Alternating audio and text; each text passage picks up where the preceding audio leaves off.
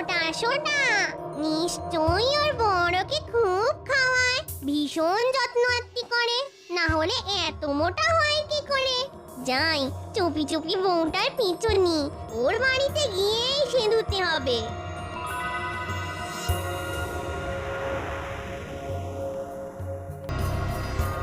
বাড়িতে কেউ আছো নাকি?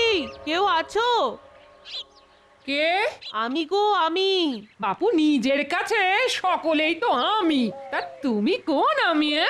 এর আগে তোমায় তো কখনো দেখিনি। দেখবে কি করে মা?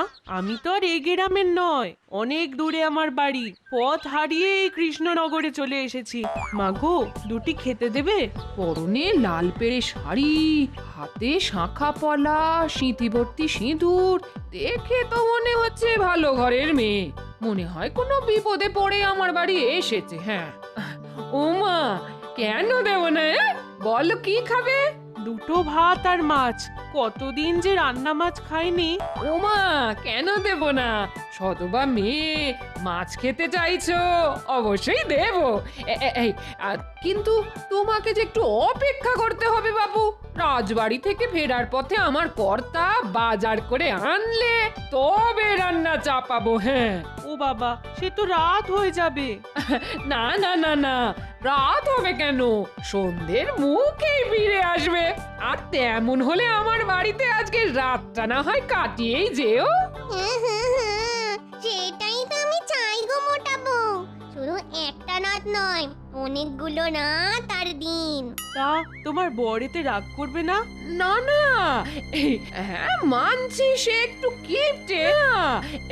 হ্যাঁ মানছি সে একটু কিপটে, তবে মানুষটা কিন্তু খুব রসিক। রসিক? হ্যাঁ গো, খুব রসিক। আর ওর রসিকতার জন্যেই তো মহারাজ কৃষ্ণচন্দ্র ওকে মাথায় করে রাখেন। ওমা, তাই নাকি? তাহলে আর বলছি কি, একটুখানি অপেক্ষা করো না, দেখলেই বুঝবে সে কেমন ধারা মানুষ। এই দেখো, শুধু নিজের কর্তার গুণগান করে যাচ্ছি, এদিকে তোমার মুখটা তো শুকিয়ে গেছে দেখছি। দাঁড়াও দেখি, দুটো মুড়ি বাতাসা নিয়ে আসি, একটু কিছু মুখে দাও দেখি।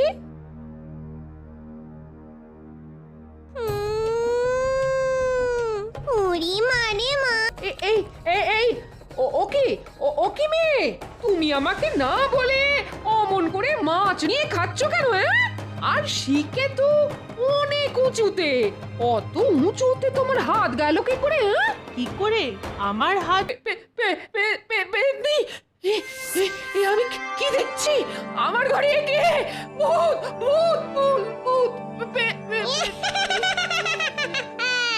এবার তোর ঘরের দখল নেব আমি।